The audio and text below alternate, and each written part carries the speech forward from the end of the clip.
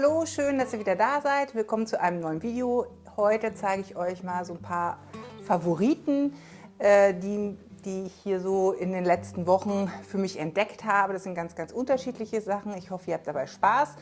Und am Ende des Videos wollte ich euch auch noch mitnehmen, wenn ich diesen Blaubeer-Crumble backe. Das hatte ich ja schon mal in einem vorherigen Video angekündigt, dass wir das nochmal als quasi Kochvideo machen. Und das habe ich gedacht, hänge ich euch heute noch mal mit hinten dran. Und weil das auch ein bisschen korrespondiert mit einem Teil, was ich euch bei den Favoriten vorstellen möchte. Und dann legen wir los. Ich habe euch ganz unterschiedliche Sachen mitgebracht, also von Haushalt über Wellness bis hin zu Filmen, Serien.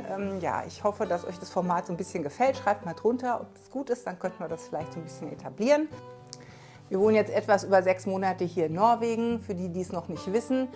Und was hier in den skandinavischen Ländern, also zumindest in Norwegen, aber ich glaube in Dänemark ist es tendenziell auch so und in Finnland, von Schweden weiß ich es nicht so genau, wirklich toll ist das Thema Interieur. Also man kann hier für den Haushalt, fürs Wohnen so schöne Sachen kaufen. Das ist wirklich eigentlich schlimm, weil man ständig verleitet wird, was Neues sich anzuschaffen. Und wir mögen dieses skandinavische, recht reduzierte Design schon sehr gerne. Und es gibt hier einfach wirklich tolle Läden mit einer hohen Qualität. Das ist echt fantastisch. Und in dem Zusammenhang wollte ich euch gleich mal die ersten 2 Sachen vorstellen, weil wir haben angefangen und sind wieder umgestiegen auf Stoffservietten. Weil das hat zum einen den Grund, weil tatsächlich diese normalen Papierservietten enorm teuer sind hier. Und zum anderen ist es natürlich sowieso viel nachhaltiger. Und jetzt haben wir hier diese Servietten gekauft. Die sind sehr schön. Das ist so ein Baumwoll-Leinenstoff. Die sind auch von der Größe her ziemlich genial. Also, man sieht. Und haben halt auch ein sehr, ich halte es mal hier so ein bisschen hin, ob man es dann sieht, einen sehr schönen dicken Stoff auch. Also unsere kleine Tochter Liv, die hat jetzt auch noch für meinen Mann zu Ostern Stoffservietten selber genäht, weil die eben jetzt einen Nähkurs macht, die auch richtig toll geworden sind. Die sind immer noch nicht ganz fertig. Und die haben wir jetzt uns hier erstmal gekauft und da hatten wir jetzt auch Glück. Die gab es immer so im Zweierpack, also 2 blaue, 2 weiße. Es gab sie, glaube ich, noch in beige und die hätten ursprünglich 29 € gekostet und waren jetzt auf 9 € reduziert. Das war natürlich jetzt ein super Schnäppchen für eine perfekte Qualität. Und was wir dann gestern noch in der Stadt mitgenommen haben dazu, war das hier, und zwar sind es Serviettenringe. Ich packe die mal aus, weil wenn man dann gerade mal Gäste hat oder so, sieht es natürlich auch besonders schön aus, wenn ein Tisch deckt mit den Stoffservietten und dann Serviettenringe dabei hat. Und die sind so, genau. Die haben so ein bisschen so ein mattes Finish. Hier glaube ich auch so wie so ein kleines Krönchen drauf. Die waren jetzt relativ teuer, muss man tatsächlich sagen. Aber ich denke mal, das ist auch so eine Anschaffung, die man dann so ein Leben lang hat, weil man ja nicht ständig irgendwie Serviettenringe kauft. Und die haben uns eben sehr gut gefallen, weil sie eben sehr schlicht sind. Und dann hatten wir eben gestern Abend auch Besuch. Dann haben wir das direkt mal umgesetzt und unsere Stoffservietten mit den Serviettenringen gedeckt. Und es sah wirklich sehr schön aus. Und es hat halt irgendwie auch so was Wertiges, was uns sehr gut gefällt. Also das war jetzt zunächst mal unsere Anschaffung zum Interieur. Und was ich dann als nächstes habe, ist eigentlich sowas, ja, wie soll ich denn das sagen? Was ich als nächstes habe, ist etwas sehr Alltägliches, aber wie ich finde, auch was Existenzielles in einer bestimmten Art und Weise.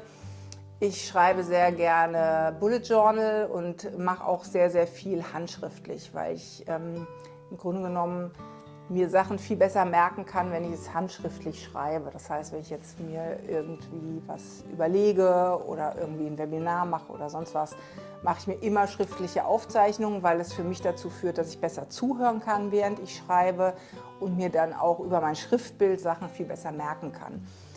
Und ja, einen guten Stift zum Schreiben zu haben, finde ich manchmal echt schwierig. Ja? Also es gibt tausende von Stiften und Kulis und Füller und sonst was, aber einen Stift zu haben, mit dem man wirklich gerne schreibt, fand ich für mich jetzt zumindest nicht so sehr einfach zu finden. Und habe jetzt im Prinzip was ganz, ganz Einfaches gefunden. Und vielleicht kennen das von euch viele. Das sind diese hier, so. Das sind diese Muji Gel-Stifte. Die gibt es in Schwarz und in Blau und die haben hier vorne so eine kleine Mine. Die gibt es in unterschiedlichen Breiten, also der ist jetzt 0,5. Es gibt die auch in 0,3, je nachdem wie fein man schreiben will. Die Muji-Stifte selber, die hatte ich mir jetzt noch in Deutschland gekauft, gibt es jetzt hier, beziehungsweise habe ich sie hier noch nicht gefunden. Aber wir haben hier so einen Laden, der nennt sich Granit. Das ist so ein bisschen wie Depot, aber stärker noch auf Büromaterial ausgerichtet. Und die haben im Grunde genommen, hier sieht man es eigentlich, fast denselben Stift. Und mit diesen Stiften liebe ich es zu schreiben. Die sind nicht wahnsinnig teuer, aber also ich kann einfach sehr, sehr schön mit denen schreiben und das ganze Schriftbild sieht gut aus, gefällt mir und ich habe auch keine Verkrampfung in der Hand, wenn ich damit schreibe. Also diese Stifte hier, die sind für mich echt Gold wert und eine super Entdeckung gewesen.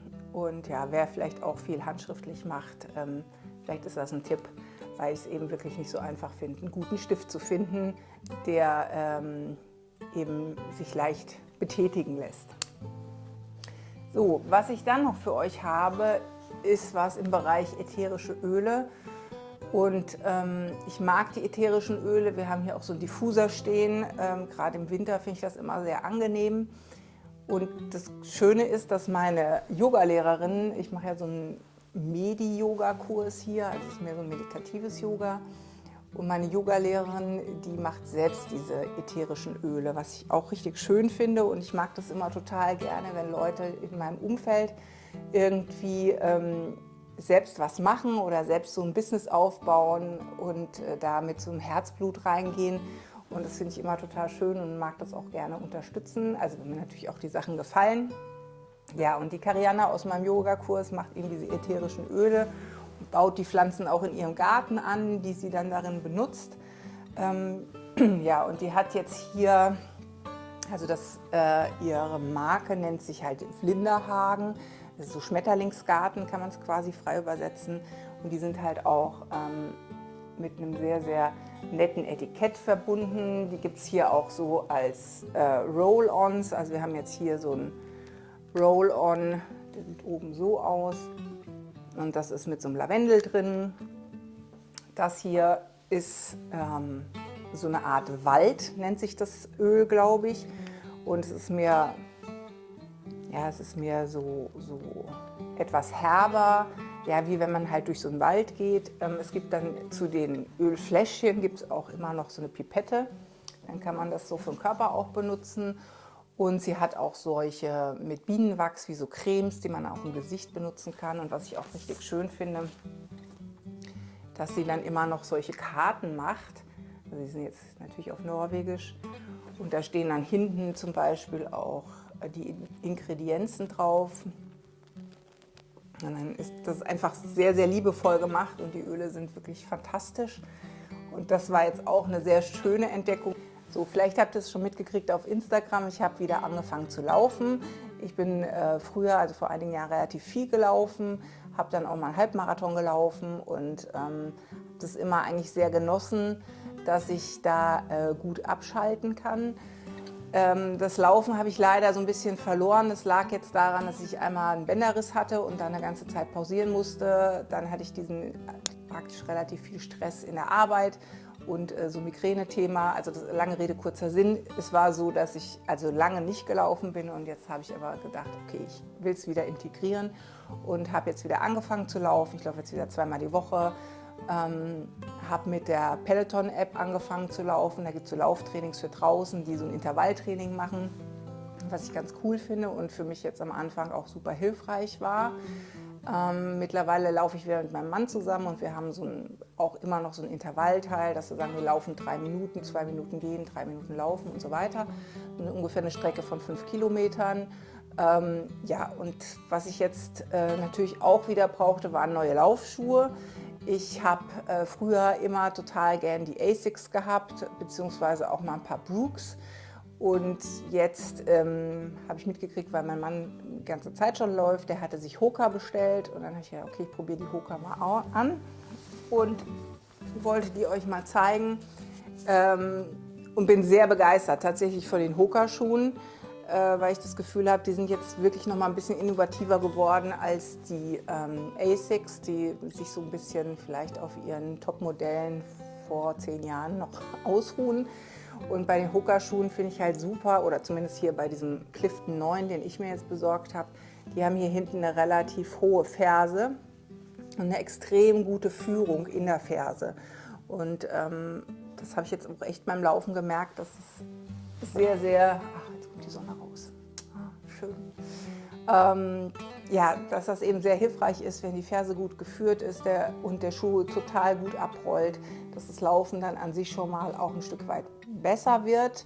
Klar kann jetzt so ein Schuh nicht alles rausholen oder Material an sich, aber ich war jetzt echt froh, dass ich einen guten Laufschuh gefunden habe, der gut passt und sich gut anfühlt am Fuß. Und ja, also deswegen habe ich mir jetzt auch noch ein paar neue Laufschuhe gekauft. Und das eben jetzt, der Hoka-Laufschuh ist auch ein Favorit. Und ich hoffe, dass jetzt das auch nochmal meine Laufkarriere wieder ein bisschen pusht und wir dann bald wieder unsere Runde durchlaufen können und die Kondition wieder aufgebaut ist.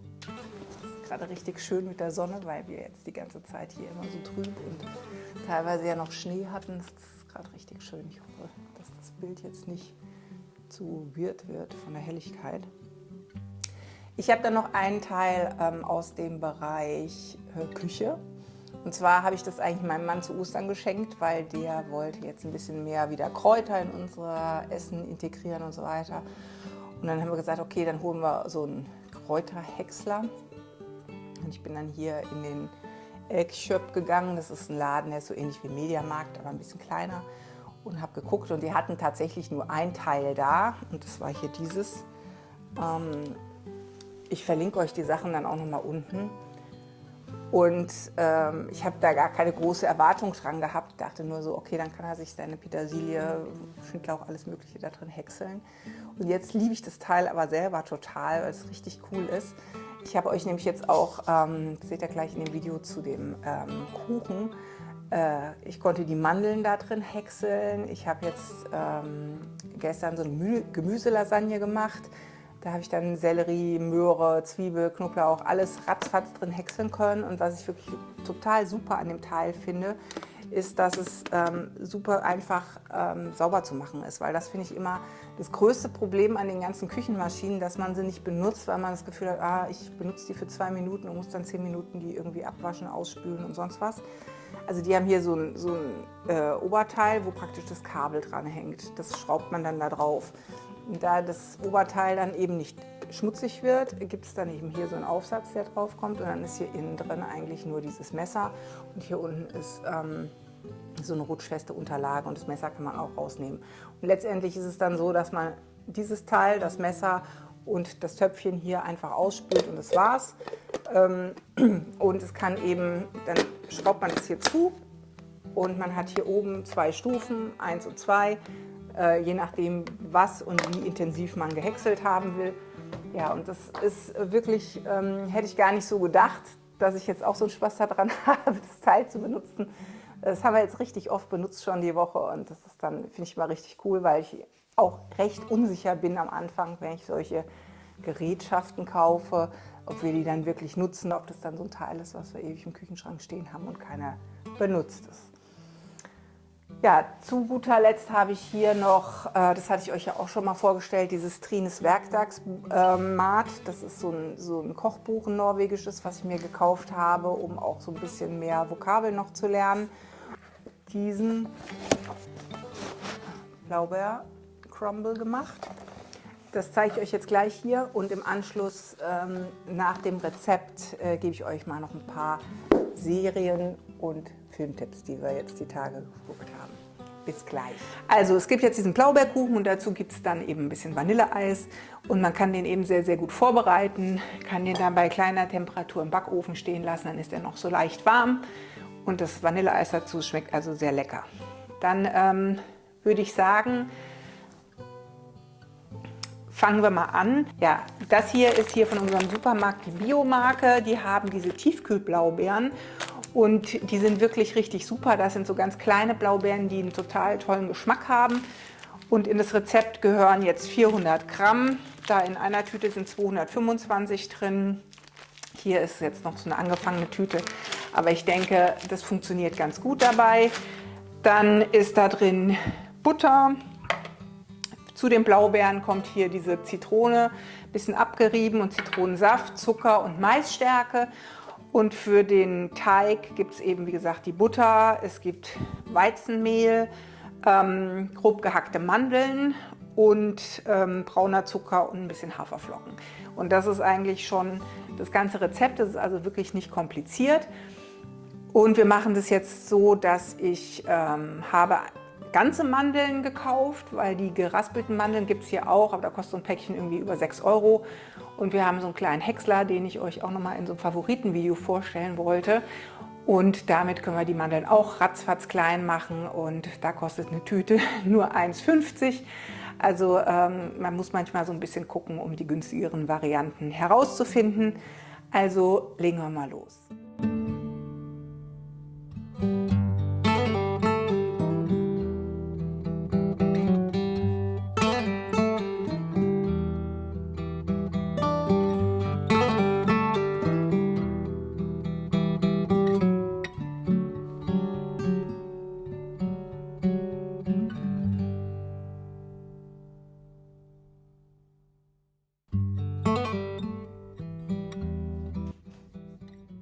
Da habe ich jetzt hier schon 75 Gramm Butter in ein bisschen kleine Stücke, das ist ja jetzt nicht so wahnsinnig viel. Das kommt jetzt hier rein.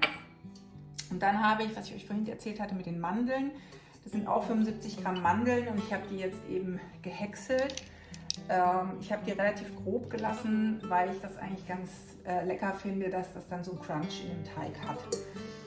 Ja, dann kommen dazu 75 Gramm Hafermehl.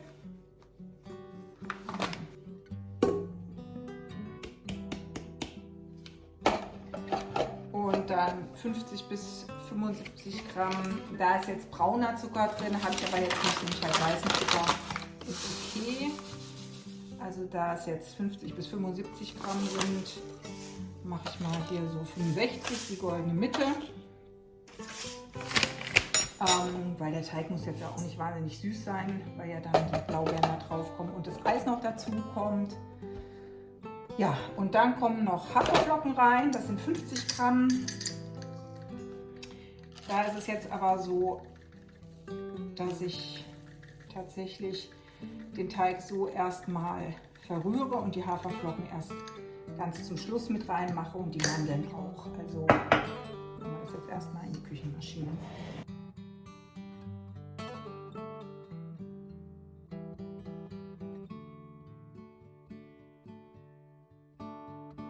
So, der Teig ist jetzt gerührt. Ich habe jetzt hier mir gerade ein bisschen Butter auf die Küchenrolle gemacht. Damit buttere ich jetzt eigentlich die Form ein. Das funktioniert, finde ich, immer so ziemlich gut, aber man kann natürlich selbstverständlich auch da Backpapier reinlegen. So, jetzt gehe ich hier nochmal an meine Blaubeeren dran. Die hat man jetzt mit Zitrone ein bisschen auftauen lassen. Jetzt kommen dazu 2 große Löffel Zucker. Man kann jetzt hier bei dem Rezept natürlich mit dem Zucker sehr stark variieren, ob man da Zucker überhaupt dran haben will oder nicht. Je nachdem, welche Süße auch die Beeren haben. So, den Zucker mische ich jetzt so ein bisschen darunter. Und dann kommen hier noch 2 Löffel Maisstärke rein.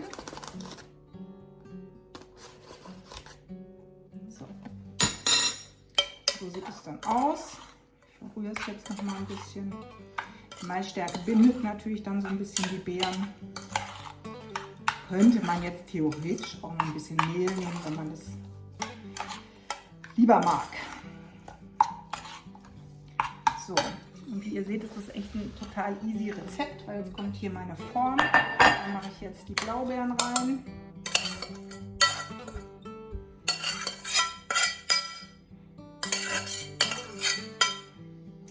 Und verteile die hier so ein bisschen drin.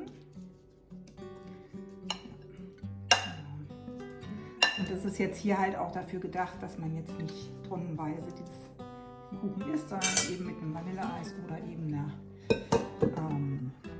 Sahne dazu.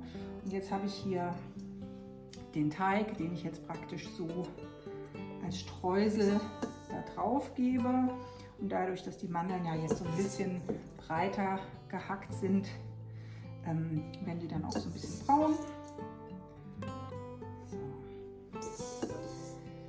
Und das Ganze kommt dann so für, ja, ich sag mal 25 bis 30 Minuten, je nach Ofen, in den Ofen. Und was ich ganz schön dabei finde, ist, dass man das eben sehr, sehr gut vorbereiten kann. Also das ist jetzt hier meine Form, da ist alles drin.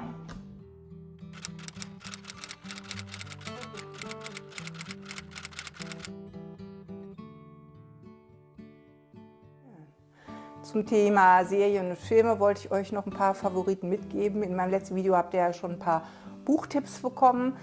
Und ja, bei uns ist es so, dass mein Mann und ich total gerne eigentlich mal so eine Serie zusammen gucken. Jetzt nicht permanent und immer, aber wir freuen uns immer, wenn wir eine Serie finden, die wir dann jeden Tag eine Folge zusammen gucken können. Und jetzt hatten wir tatsächlich einen sogenannten Rewatch von 2 Serien, die wir vor ein paar Jahren schon geguckt haben und gedacht haben, ach, die könnten wir mal gucken, die waren echt gut. Es stellte sich heraus, dass sie auch immer noch gut sind. Das eine ist Fleabag, das kennt ihr vielleicht, das ist so ein bisschen, ja, ich würde mal sagen, so eine etwas derbere Serie, was den Humor betrifft, aber es ist eben eine sehr schöne britische Serie. Es geht da um 2 Schwestern und der Andrew Scott, der jetzt im Moment ja auch ziemlich gehypt wird in unterschiedlichsten Filmen, spielt damals ab der 2. Staffel, glaube ich, einen Priester, in den sich die eine Schwester auch verliebt. Ja, also es ist eine sehr, wie ich finde, witzige Serie. Ja, die Coleman spielt da auch mit, also es ist auch extrem gut besetzt in der Nebenrolle und ja, wir mochten die gerne, es ist eben sehr britisch und ein guter Humor. Also Fleabag kann ich auf jeden Fall empfehlen. Ich verlinke euch das oder schreibe es euch alles auch nochmal in die Infobox. Dann hatten wir eine Serie zusammen gesehen, die jetzt mein Mann schon mal gesehen hatte. Ich kannte die noch nicht und die heißt Il Miracolo. Es ist, glaube ich, eine italienische Serie oder zumindest stark italienisch mitbestimmt.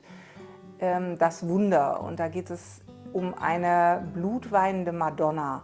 Und die Serie ist aber total gut gemacht und man weiß nicht so genau, ist es jetzt wirklich ein Wunder, was ist es denn? Und es gibt dann eben verschiedene Charaktere, die mit dieser Madonna zu tun haben oder dann anhand dieser Madonna im Prinzip der ihren Lebenslauf auch gezeigt wird. Es ist eine eher düstere Serie, es ist auch, ja, zeigt auch so echt harte Lebensentwürfe in Italien. Also es ist nicht wirklich so eine Wohlfühlserie, aber sehr gut gemacht. Es spielt auch mit diesem Thema Religion, Spiritualität. Und am Schluss weiß man auch nicht so genau, was jetzt wie, wo wahr war und nicht wahr war und ob es das gibt oder nicht gibt. Läuft schon mehr unter dem Thema Drama. Aber eben sehr gut gefilmt. Ich finde es auch manchmal sehr erfrischend, so völlig andere Schauspieler zu sehen, die man jetzt überhaupt, also die wir jetzt zumindest nicht kennen, weil wir meistens ja doch englisch- oder amerikanische Sachen sehen. Ja, also Il Miracolo fand ich jetzt auch richtig gut. Jetzt haben wir aktuell noch auf Netflix gesehen, The Scoop. Da geht es ja um dieses BBC-Interview mit dem Prince Andrew im Hinblick auf seine Freundschaft mit Epstein in Amerika. Und das war auch ein sehr guter Film, kann ich auch total empfehlen, weil es toll besetzt ist Und ich hatte am Anfang gedacht, naja, mir geht es vielleicht zu stark jetzt um diese Königshaus-Thematik, aber das ist es eigentlich nicht, sondern es geht wirklich um diese Frauen, die dieses Interview bekommen und dann sich auch überlegen, wie gehen sie da dran und ja, wie führen wir dieses Interview und was dann auch dazu geführt hat, dass ja der Prinz Andrew praktisch seine ganzen Ämter abgeben musste und völlig aus dem öffentlichen Leben verschwunden ist. Was natürlich jetzt diese Gesamtaffäre und die Mädchen, die da betroffen sind, von wahrscheinlich erstmal gar nicht so viel tangiert, aber es ist eben auch ein tolles Dokument über einen guten Journalismus, der da gefahren wurde. Also das Scoop auf Netflix kann ich also auch sehr empfehlen. Ich hoffe, es hat euch ein bisschen gefallen, das Video. Also wenn ihr Lust habt, schreibt drunter, ob ihr das öfter mal sehen wollt, so ein Favoritenvideo aus den unterschiedlichsten Bereichen, die so auftauchen bei uns hier. Ich freue mich, wenn ihr beim nächsten Video wieder einschaltet. Bleibt gesund und ich wünsche euch eine schöne Zeit.